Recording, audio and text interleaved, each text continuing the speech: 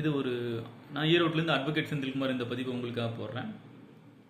அரசியல் சம்பந்தமான இது ஒரு பதிவு. இது என்னோட தனிப்பட்ட கருத்து. யாரையும் குறை சொல்வதற்கோ யாரையும் நிறை சொல்வதற்கான பதிவில்லை. என்னோட வியூகம் படி நான் 2026 வியூகம் இப்படி தான் இருக்குங்கிறது என்னோட ஒப்பீனியன். நான் 2025 நான் யோசிச்சதில்லை. ஆரம்பத்துலேருந்து அரசியல் பதிவுகளை மிக ஆழ்ந்து பார்ப்பதில்லை. இருந்தாலும் சில பதிவுகளை நோக்கிட்டு தரும். இது இப்படி தான் போகுங்கிறது நம்ம மைண்ட் இன்ட்யூஷன் சொல்லும்.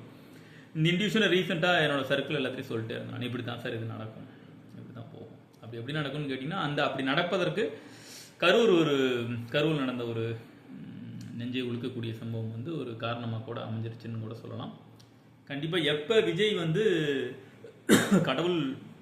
பெரியாரோட கடவுள் மறுப்பு கொள்கையை மட்டும் நான் ஏற்றுக்கலன்னு சொல்கிறாரோ, அப்பயே அவர் இந்துத்துவம் சம்பந்தமாக ஒரு கடவுள் பிலீவ்னஸ்குள்ளே அவர் வந்துடுறாரு அப்படிங்கிற மாதிரியான ஒரு விஷயமா இருக்குது.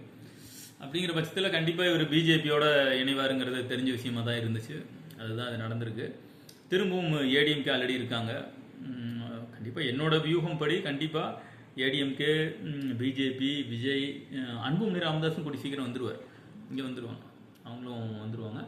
இன்னும் சில இதர கட்சிகள் வருவாங்க. கண்டிப்பாக விஜயகாந்த் கட்சி வரமாட்டாங்க, அவங்க டிஎம்கே பக்கம் தான் இருப்பாங்க. விடுதலை சிறுத்தைகள் வரமாட்டாங்க, கம்யூனிஸ்ட் வரமாட்டாங்க.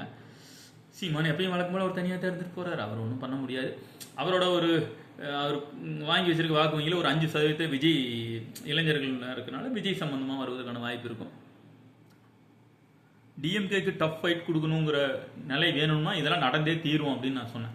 தனியாக விஜய் நான் தான் முதலமைச்சர் ஆவேன்னு சொல்கிறதுலாம் ஒரு ஸ்டாண்டு. அப்போ ஓப்பனிங்க்கான ஸ்டாண்டு, அந்த ஸ்டாண்டில் நிற்காது. ஏன்னா பூத்தில் உட்காரங்களுக்கு கூட அவங்களுக்கு ஆள் இருக்காது. இல்லை சின்ன பசங்க மிரட்டினா கூட இதாயிருவாங்க. அப்படிங்கிற ஒரு டிஎம்கே முன்னாடி நிற்க முடியாது. பட் ஒரு பின்புலம் வாய்ந்த ஏடிஎம்கே, அன்புமணி ராமதாஸ் இந்த மாதிரியான ஒரு ஆளுங்களோட இணையும் போது வாக்கு சீட்டுகள் பிரியும். 234 தொகுதியில் ஆள் உட்காரணும் இல்லையா? அப்படின்னா அந்த உட்காரத்துக்கு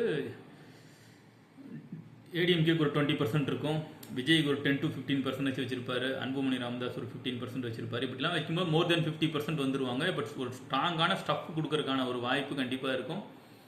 எடப்பாடியை முதலமைச்சராக போடுறதுக்கான வாய்ப்பு இருக்கலாம், விஜய துணை முதலமைச்சராக போடுறதுக்கான வாய்ப்பு இருக்கலாம். அது அன்புமணி ராமதாஸ் ஒத்துக்குவாருன்னு கூட தெரில. மேபி அவரும் துணை முதலமைச்சர் கூட விருப்பப்படலாம். பட் அப்போ கூட விஜயை கூட வெயிட் பண்ண சொல்லலாம். இல்லை விஜய்க்கே வாய்ப்பு கொடுத்தாலும் கொடுக்கலாம். இப்படிலாம் கொடுக்கும்போது ஒரு மிகப்பெரிய அரசியல் மாற்றத்தை 2026 சந்திக்கும் அப்படிங்கிறது என்னுடைய கடந்த காலமாக நான் யோசித்து வைத்த விஷயம். இப்படி தான் இந்த மூவ் ஆகும் அப்படிங்கிறது. எனக்கு மிகப்பெரிய அரசியல் சம்பந்தமான தொடர்ந்து பேப்பர் படிக்கிற பழக்கமும் எனக்கு கிடையாது. வாட்ஸ்அப்பில் வர நியூஸு, இதில் ஆன்லைனில் வர நியூஸை வச்சு என்னோடய ஒப்பீனியன் இது இப்படி தான் போல் ஆகும் அப்படின்னு. இப்படி போல் ஆகும்போது இது ஒரு வலிமையான கூட்டணியாக இருக்கும். இந்த கூட்டணி மிகப்பெரிய ஒரு அரசியல் மாற்றத்தை தமிழ்நாட்டில் உருவாக்கும் அப்படிங்கிறதுக்கான இன்னைக்கு கூட பாருங்கள், சிஆர் போலீஸ்காரங்க வந்துட்டு கூட விஜயோட பாதுகாப்பு குறித்து பெங்களூர்லேருந்து ஒரு டீமு, நார்த்லேருந்து ஒரு டீம் செக் பண்ணுறாங்க, அவரோட பாதுகாப்பு குறித்துலாம் பண்ணுறாங்க அப்படின்னா அவங்க என்ஷூர் பண்ணுறாங்கன்னு அர்த்தம். ஒரு ஆரோக்கியமான கூட்டணியாக இருக்கும். இந்த கூட்டணி மிகப்பெரிய ஒரு ஆப்பனேட்டை கொடுக்கக்கூடிய வாய்ப்புக்கான இது இருக்கும்.